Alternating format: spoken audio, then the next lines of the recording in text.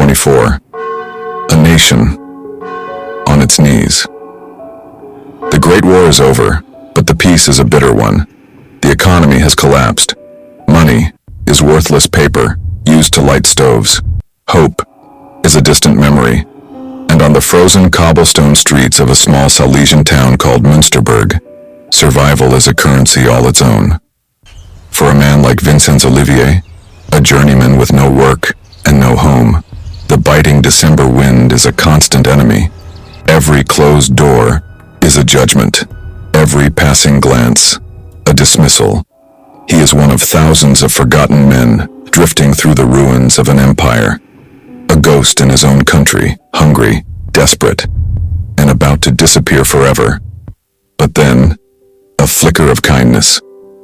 An offer from a quiet old man, a respected figure in town, someone the locals know and trust. They call him Papa Denke. He offers a roof over Olivier's head, a warm meal, a moment of peace in a world that offers none. For a man with nothing, it feels like a prayer answered. The apartment is small, but it's warm. The food is simple, but it's filling. And the old man, he seems gentle, harmless even. He asks Olivier to write a letter home. A simple thank you. As Olivier hunches over the paper, pen in hand, grateful for this small moment of humanity, a shadow rises behind him, a sound like splitting wood, and then white-hot pain, an axe, aimed directly at his skull. He screams. He fights back, fueled by pure adrenaline. He scrambles for the door, blood streaming from a deep wound in his head. He bursts back out into the freezing night, leaving the quiet, gentle old man and a dark, unimaginable secret behind. He doesn't know it yet, but he has just escaped from one of the most monstrous killers in human history. A man whose crimes are so disturbing, they defy belief. The police, they listen. They have to. The bloody wound on Vincent Olivier's head is real. The terror in his eyes, undeniable. They move quickly, arriving at a small, unassuming apartment on Teichstrasse Street, the home of the man Olivier identified, the man they all know. They find him there, Karl Denke, and he is calm, cooperative. He doesn't resist. To the officers, it seems like an open and shut case. A dispute over money, perhaps. A simple argument that got tragically out of hand. The charge is clear. Attempted murder. They take him into custody. They lock his apartment door. And they believe the worst is over. But what the police don't know, what no one could possibly imagine, is that they haven't just arrested a man. They have just closed down a business. They have shuttered a workshop. Because behind that locked door is not the chaotic lair of a madman. It is the meticulously organized factory of a predator. A man who, amidst the social and economic collapse of an entire nation, created his own gruesome, industrious form of order. He took the people society had already forgotten, and he processed them, systematically, efficiently. This is the story of the man they called Papa Denke, the most disturbing serial killer you've never heard of. A story not just about murder, but about craftsmanship. And it begins with a simple question the police would soon be forced to ask. What exactly was inside that apartment? To understand how a monster can hide in plain sight, you first have to understand the world that's hiding him. You have to look past the man and see the ruins of the society that surrounded him. The Germany of the early 1920s was a nation in a state of shock, a place haunted by the ghosts of a lost war and crippled by a peace that felt more like a punishment. The old order was gone, and in its place, a new terrifying word entered the vocabulary of every German citizen: hyperinflation. It's a word that's easy to say but almost impossible to comprehend. Imagine this. You go to a bakery in the morning. The price of a single loaf of bread is 1 billion marks. You go back in the afternoon, and the price is now 2 billion. This wasn't a nightmare, this was Tuesday, and in the Weimar Republic. Entire life savings, Fortunes built over generations vanished into thin air. A pension that was supposed to support a family for the rest of their lives suddenly couldn't buy a single lump of coal. The proud German middle class was systematically wiped out. People were pushing wheelbarrows full of cash through the streets just to buy groceries. The money was so worthless, and it was cheaper to burn it for warmth than to buy firewood. And when a society's foundation cracks like that, people begin to drift. The social fabric unravels. Soldiers returned from the front lines with nothing to show for their sacrifice. Farmhands were cast out from land that could no longer support them. Young apprentices who had left their families to learn a trade were abandoned by masters who could no longer afford to feed them. And so, they started to wander. They filled the roads and the railways, a silent, desperate river of humanity flowing through the heart of the country. They were journeymen, vagrants, beggars, the homeless. They were everywhere. And yet they were completely invisible. In a world where everyone was struggling to survive, no one had the time or the money or the will to care about a stranger. If one of them went missing, who would even notice? Who would ask? Who would look for a person that society had already decided wasn't there? This was the hunting ground of Karl Denke, and in the small, quiet town of Münsterberg, he appeared to be the exact opposite of the chaos consuming the nation. He was a rock of stability, a pillar of the old world. Karl Denke was born and raised in the area, a lifelong bachelor who lived a quiet, unassuming life. He had inherited his father's house and he worked odd jobs, but most people knew him from the church. He played the organ at the local Lutheran congregation every Sunday, his solemn music filling the sanctuary. He was a familiar and comforting sight at funerals, often volunteering to be a pallbearer, helping to carry the town's dead to their final rest. He was known to be deeply pious. He lived simply, frugally, and to the endless stream of beggars and wanderers who passed through town, he was known for his small acts of charity, a piece of bread, a bowl of warm soup, and sometimes, if they were lucky, a place to stay for the night. The locals gave him a nickname, a term of endearment. They called him Papa Denke, Father Denke. The name itself was a testament to the trust he had built. He was seen as a kind, if eccentric, old man, a harmless fixture of the community, a good Christian doing his part in a world that had lost its way. But this persona, this carefully constructed mask of quiet piety, was a masterpiece of deception. It was a hunter's camouflage, woven from the threads of decency and trust, because the invisible men and women drifting through the chaos of Germany, they weren't objects of pity to Karl Denke. They were opportunities. They were raw material. And the kindness he offered was not a lifeline. It was bait. Back at the police station, Karl Denke sits in his cell. The authorities believe their work is mostly done. They have their suspect. The next step is a confession, an explanation for his brutal attack on Vincenz Olivier. But Denke has one last secret to keep. He gives them nothing. No confession, no remorse. Just silence. On December 21st, 1924, just one day after his arrest, Karl Denke is found dead in his cell. He has hanged himself, using a handkerchief suspended from a window latch. He takes his own life, leaving behind only a locked apartment and a terrible unanswered question. With their only witness and their only suspect now gone forever, the police have no choice. They must turn to the apartment itself. The scene of the crime is now the only testament he left behind. They take the key. They walk back down Teichstrasse Street. They unlock the door to the home of Papa Denke, and they step across the threshold into a world of pure methodical evil. The first thing that hits them is the smell, a sour, acidic stench of brine, and something else, something faintly sweet, repulsive. They find large wooden vats and barrels filled with a dark, salty liquid, and floating inside are huge cuts of meat, pickled flesh, preserved for later use. This is disturbing, but it could just be pork. But then they look closer. In another corner of the small apartment are piles of human bones. They have been cleaned, scraped free of all tissue. They are sorted by size and stacked like firewood.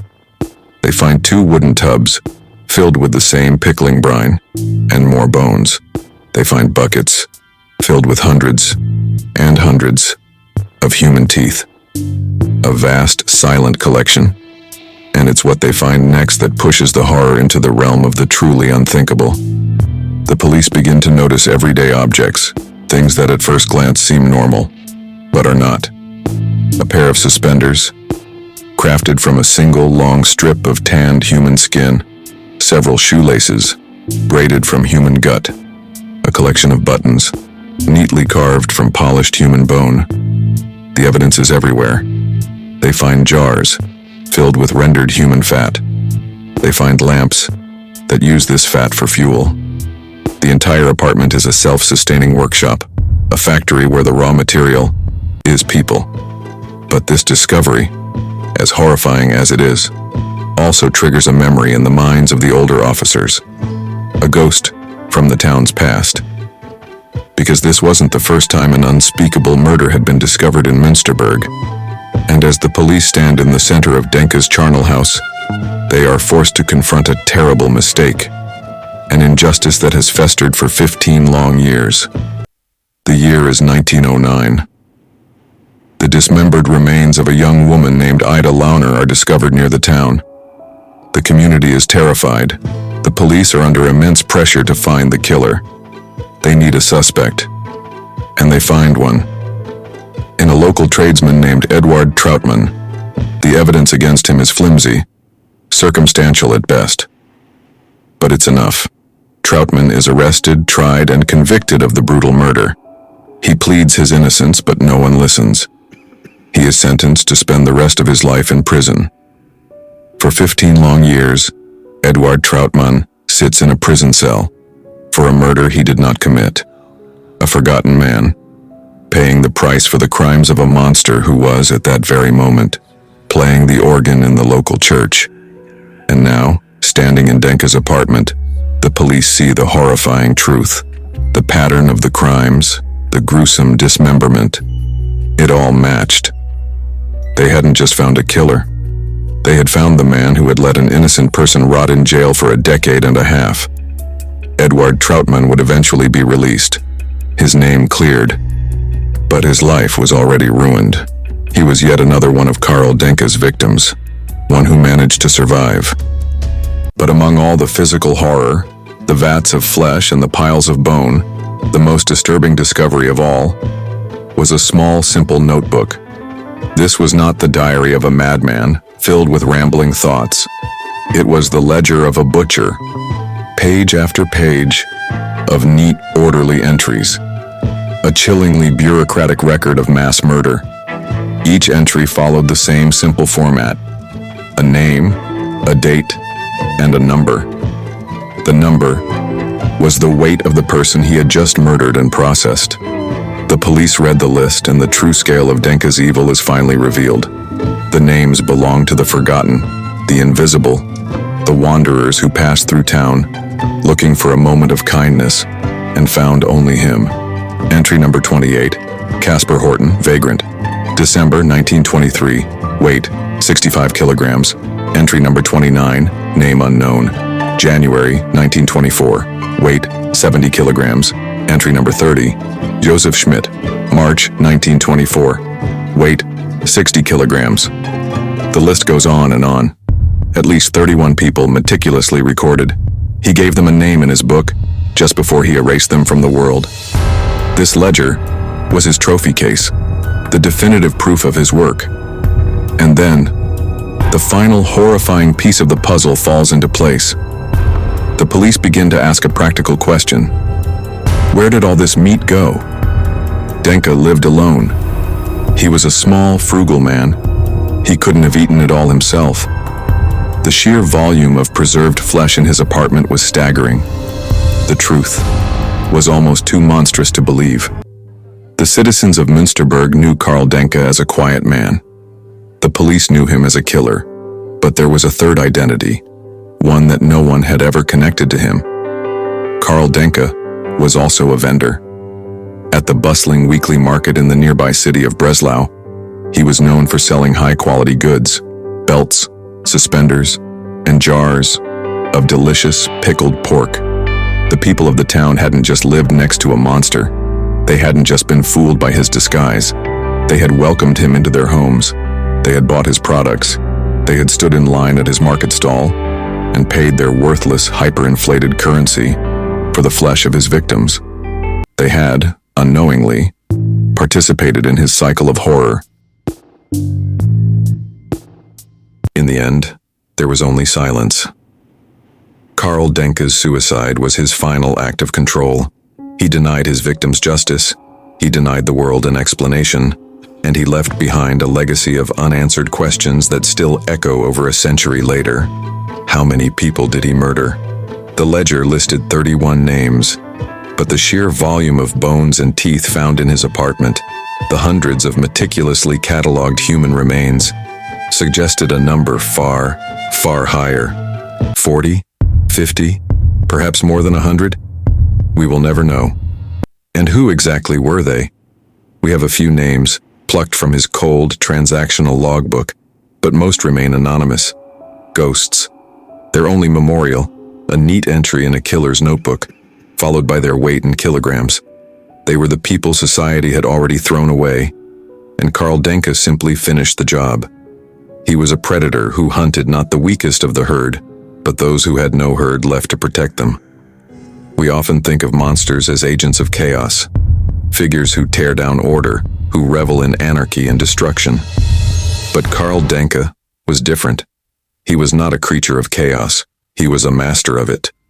In a world that had descended into madness, where the value of money, of tradition, of human life itself had evaporated, Denke did not join the madness. Instead, he built his own, private, perfectly ordered world, right in the middle of it. His apartment was not a house of horrors. It was a workshop. His murders were not acts of passion. They were acquisitions. His victims were not people. They were raw materials. He brought the cold, detached logic of a craftsman, the meticulous bookkeeping of a clerk, and the brutal efficiency of a butcher to the act of mass murder. And that is what makes him so uniquely disturbing. Not just the cannibalism, not just the sheer number of his victims. It is the order he imposed on his evil. The calm, rational, business-like approach he took to the process of turning human beings into products. He saw a society that had placed no value on the lives of the poor and the forgotten, and he saw a business opportunity. He looked at the chaos of the Weimar Republic, and he found a way to make it efficient. He is the killer you've never heard of, because his victims were the people society had already chosen to forget. And it leaves us with one final, terrifying question. How many monsters are hiding in plain sight? Not by creating chaos, but by quietly, patiently, and efficiently taking advantage of it. The story of Karl Denke is a chilling reminder of the darkness that can hide behind a normal face, and the forgotten victims of a world in chaos. If you believe these stories need to be told, help us bring them into the light. Like this video, share it, and subscribe to the channel for more deep dives into the cases you've never heard of. And be sure to turn on the notifications button so you don't miss what's coming next.